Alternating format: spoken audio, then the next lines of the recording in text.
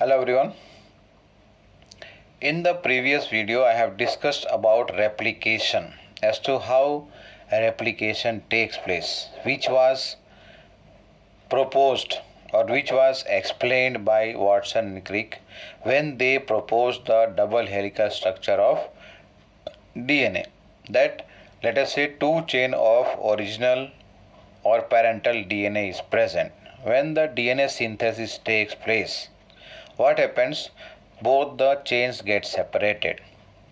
The parental DNA chain is called over here as template chain. With the help of this original template chain, a new chain of DNA is synthesized. And this new chain of DNA which is synthesized is called as complementary strand. The original one or parental chain is called as template chain, and the newly synthesized chain of DNA is called as complementary chain or complementary strand. Now how this takes place we have to discuss. Earlier in the video we have also discussed about the experimental proof that was provided by Michelson and Stahl in their experiment on E. coli bacteria, where the bacteria was grown in a culture containing radioactive, not radioactive, heavy nitrogen here, N15 was used, which was not actually radioactive, it was having higher density, it was heavy nitrogen here. Now coming to the next topic, that is the machinery and enzymes, as to how DNA synthesis or DNA replication takes place. How is the machinery and what are the enzymes which are responsible here, which carry out the process of replication. So some important features, let us note down first of all. Some of the features of DNA replication is that the DNA replication is semi-conservative. That was proved by the experiment carried out by Michelson and Stahl. The second point over here, that DNA replication is bidirectional, means DNA replication takes place in both direction. DNA replication takes place in both direction, and then it takes place over here in case of eukaryotic cell. It takes place during the S phase of the cell division. Means DNA synthesis or DNA replication takes place during the S phase of cell division. And as I earlier mentioned, that the new chain which is synthesized is complementary to the template or parental chain. And when the synthesis takes place, what I said here is bidirectional.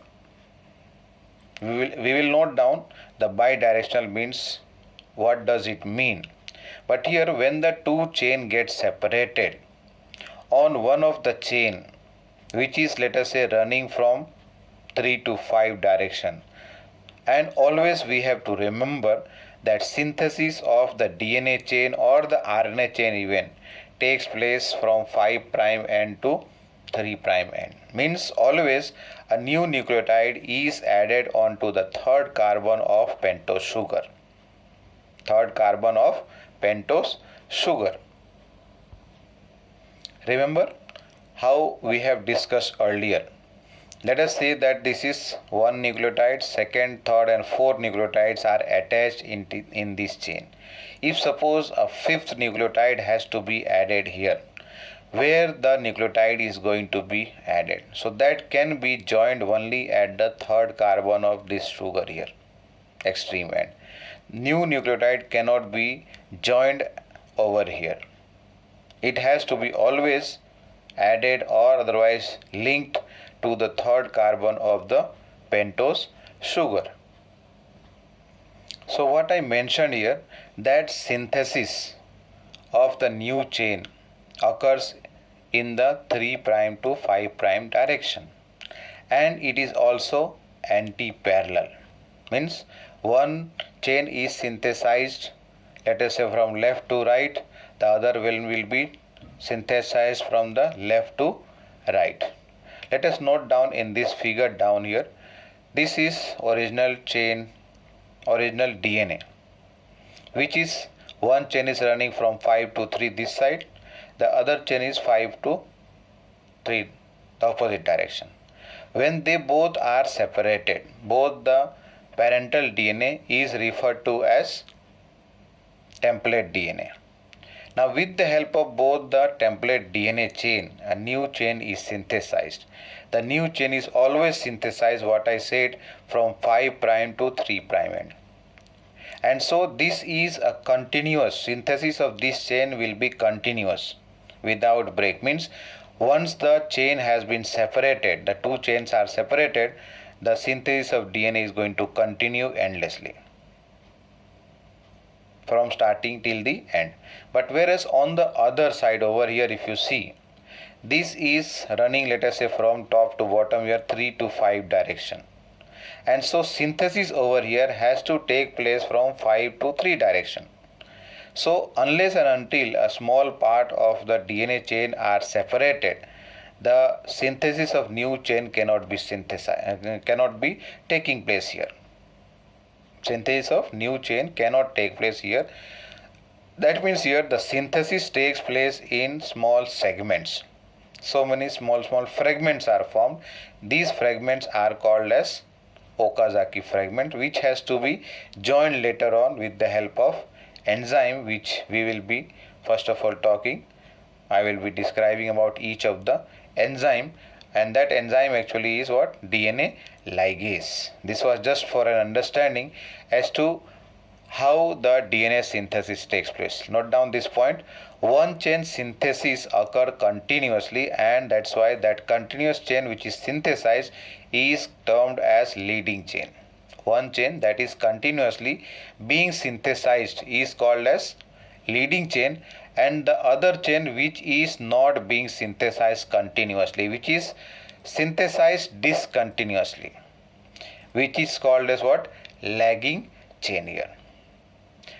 Over here the DNA synthesis is fast and it takes place with high accuracy. If suppose that any mistakes are left back, any nucleotide is placed at a wrong position, then what is going to happen? That is going to called as what? That will be called as mutation, which is going to be inherited then by that particular organism, and later on it will be passed on to the next generation even. The first thing what I have just now discussed is the important features of DNA replication. Now coming to the requirements, what all substances are needed for the DNA replication. The first thing I will discuss over here is the requirement of enzymes, or which all enzymes are needed or take part for the DNA synthesis, then energy requirement, and also a raw material, that is not a raw material but it is a starting part which starts the DNA synthesis, which is called as RNA primer. Let us see first of all the enzymes which are or which take part or carry out the process of DNA replication. Now here the first enzyme is called as helicase. The first enzyme over here is called as helicase.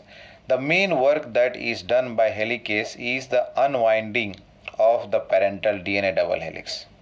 Double helix of the DNA is there. It is highly coiled. If you remember the topic that we had discussed, the packaging of DNA chain. So that DNA chain, when it is packed, that is highly coiled structure. So that has to be uncoiled. So that uncoiling or unwinding of the chain of DNA has to be done first of all. So that function is performed by the enzyme called as helicase. That means over here this enzyme helicase, it separates the two DNA strands at the replication fork over here. But before that, one more enzyme is responsible, which is called as topoisomerase. Topoisomerase, which relieves the supercoiling DNA which relieves the supercoiled DNA downstream the replication fork. Some time back I had shown the figure over here. This is actually a replication fork. Over here the two chains are, let us say, joined. The other part have got separated. So in the beginning, when the chromosome was in a coiled condition, so that uncoiling or whatever tension was there, that is little bit loosened with the help of what I said over here, topoisomerase. Once again, it relieves the supercoiled DNA downstream the replication fork. Downstream means what? In the direction of replication fork. The opening of the DNA chain or separation of the two DNA chain are, let us say, from bottom towards the upper direction here. So in the same direction the two chains are getting separated, and in the same direction the enzyme topoisomerase has to help in the relieving the supercoiled DNA. The third one is the primase.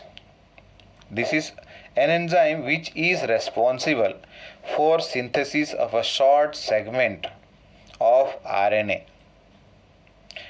which is termed as what? RNA primer. Short segment of RNA which is called as RNA primer, and this RNA primer, it attaches to the replicating strand. Means when the two chain get separated, two parental chain of DNA get separated, so opposite to the parental chain a new DNA synthesis new chain of DNA has to be synthesized here. So let us say over here in the beginning a segment of, let us say, short stretch, some less than 10 nucleotides long RNA primer is attached first, and then later on the enzyme responsible, DNA polymerase III, I am coming to that, is responsible for elongation or polymerization of the DNA chain. So first of all, what happens, the RNA primase has to be attached opposite to the parental DNA. Opposite to the parental DNA, RNA primase has to be attached, and then later on the DNA replication will start or has to start over here. Once again, primase, it synthesizes RNA primer and then it attaches that RNA primer to the replicating strand. Replicating strand means what? The new chain of DNA which has to be synthesized. It is attached at the beginning, at the starting point, and later on the enzyme that is responsible for the synthesis or polymerization of the DNA chain is going to take care of the polymerization. And then the DNA dependent DNA polymerase. Next enzyme is DNA dependent DNA polymerase is needed here. Why it is called as DNA dependent? Because synthesis of DNA is taking place. We are talking about synthesis of DNA. With the help of DNA, means the DNA is directing its own synthesis, and that's why we refer as DNA dependent DNA polymerase. That means the polymerization of DNA over here or the synthesis of DNA has to be carried out with the help of an enzyme which is called as what? DNA dependent DNA polymerase. In case of prokaryote, three different DNA polymerases are there. First one, let us see here, DNA polymerase 1, DNA polymerase 2 and DNA polymerase 3. All of them have little bit differences in their functioning. Let us see first with the polymerase 1, that is DNA polymerase 1. Now this has 5' to 3' polymerizing activity. Means what? The new DNA chain has to be synthesized from the 5' end to 3' end. So when the new nucleotide has to be added, that will be added at the third carbon of the pentose sugar.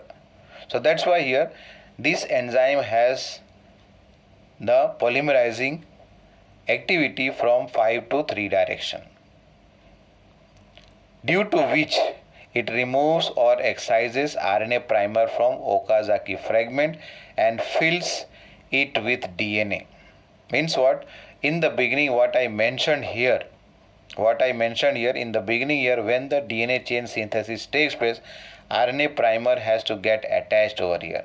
So the removal of that RNA primer has to be done by DNA polymerase 1. Once again you check here, due to which it removes or excises, मतलब cut कर दे रहा है, cut करके उसको remove करना है, RNA primer from Okazaki fragments and fill it with DNA. RNA primer is removed, that is the nucleotide of RNA are removed and nucleotide of DNA has to be added here, attached here.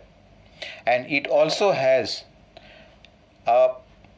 another activity which is called as proofreading function.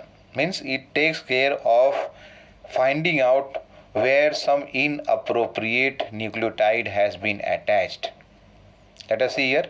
As well as 5' to 3' and 3' to 5' exonuclease activity, due to which mispaired nucleotide is removed. By mistake, if suppose any nucleotide has been placed at wrong position, so that identification and later on removal and replacement of a correct type of nucleotide is done by DNA polymerase 1.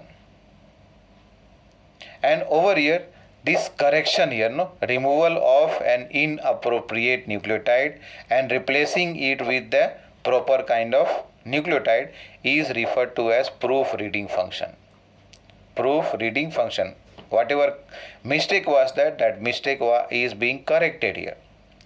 DNA polymerase 2, the next enzyme, it has again 5' to 3' polymerizing activity, and it also has 3' to 5' exonuclease activity.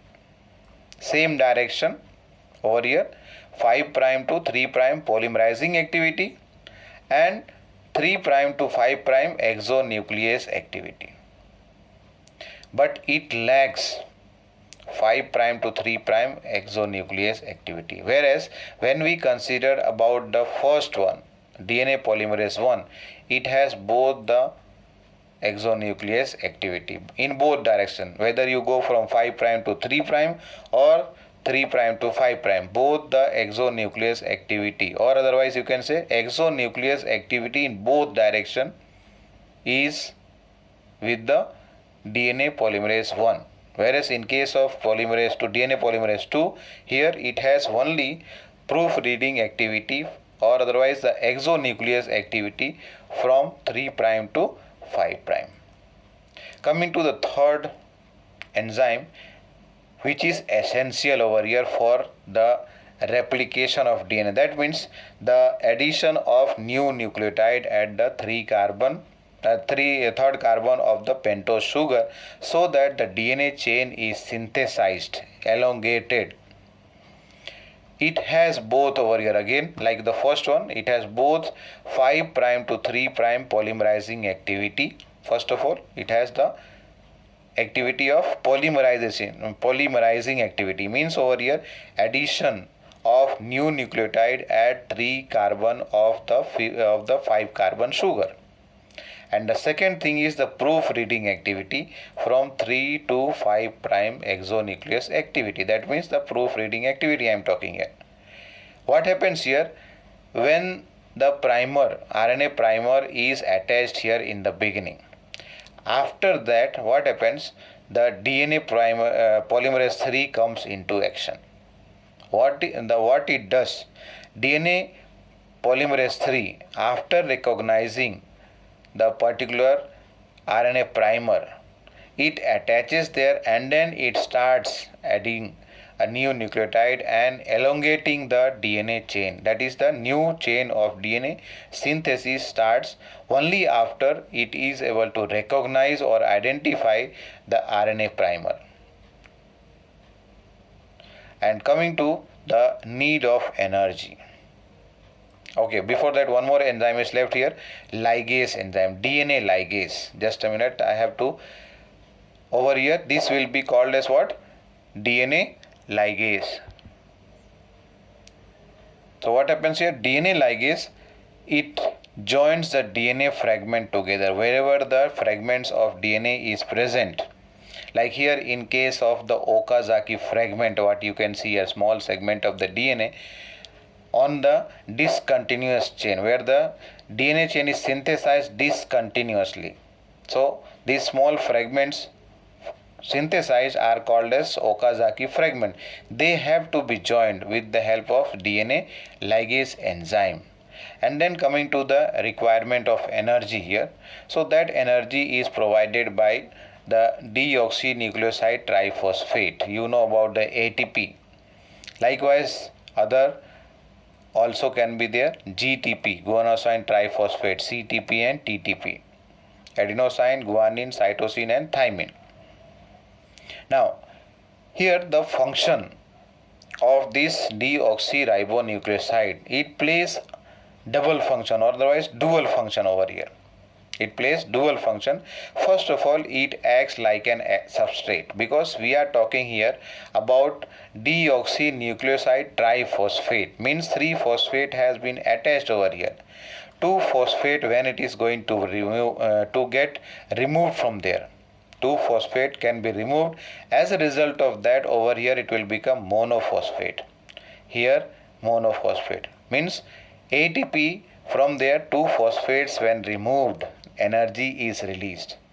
That energy is used over here plus what is left over here, adenosine monophosphate, that will be acting like a substrate to join in the new DNA chain elongation. Likewise, in case of the second one, guanosine triphosphate, 2 phosphates are removed, what is left over here is monophosphate.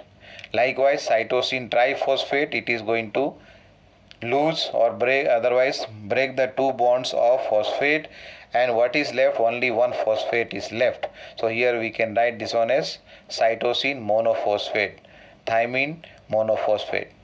So here the deoxyribonucleoside triphosphate is doing 2 functions. One, it is acting like a substrate, and the second one, it is providing energy for the process of polymerization of the DNA chain.